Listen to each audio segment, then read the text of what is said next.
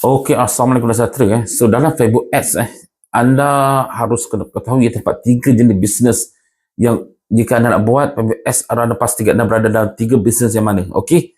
So, yang pertama adalah adakah bisnes anda punya website? Itu yang pertama. Adakah bisnes anda mempunyai website? Itu yang pertama. Itu yang kedua. Dan ketiga, adakah anda mempunyai kedai fizikal, kedai sendiri tetapi tidak mempunyai website? So yang mana satu anda punya bisnes? Okey. Sebagai contoh, jika anda berbisnes online dan anda mempunyai website, maka cara untuk anda membuat iklan berbayar menggunakan Facebook Ads adalah berbeza.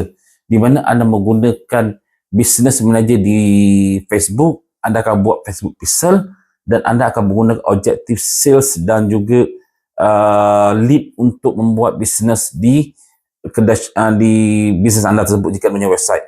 Nombor 2, jika anda punya bisnes anda tidak punya website, so anda jalankan bisnes anda menggunakan sama ada WhatsApp atau affiliate link lah contohnya, tak ada website kan. So anda harus menggunakan objektif traffic dan juga anda harus membuat anda punya kreatif adalah video dan juga anda harus membuat retargeting untuk anda punya Facebook Ads. Itu cara dia. Dan nombor 3, anda mempunyai kedai fizikal, kedai betul, tapi anda tidak mempunyai website, maka anda kena membuat iklan menggunakan Facebook Ads dengan menggunakan objektif awareness atau traffic, okey, dan kemudian anda punya audience based on pin location di satu daerah anda saja, bukan di satu Malaysia, dan juga anda harus menggunakan video jugalah untuk contoh anda jual kereta, tunjuk gambar video kita atau kedai makan, itu dinamakan Facebook Ads untuk kedai fizikal. Inilah 3 jenis bisnes yang anda harus ketahui sebelum anda membuat Facebook Ads. So, anda berada di mana sekarang dan itu yang harus gunakan. Dan setiap bisnes ini semua mempunyai kos-kos yang berbeza.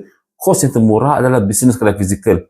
Menggunakan objektif awareness amat murah atau trafik yang amat murah, di mana anda punya audience tidak ramai, bawah 1 juta katakanlah. Kalau anda berniaga di Bandar Hilir Melaka bawah 1 juta. Tetapi untuk bisnes yang mempunyai website online, jadi bisnes yang tidak punya website tapi online juga satu Malaysia, kosnya berbeza. Inilah yang perlu kita ketahui sebelum kita membuat sebuah Facebook Ads.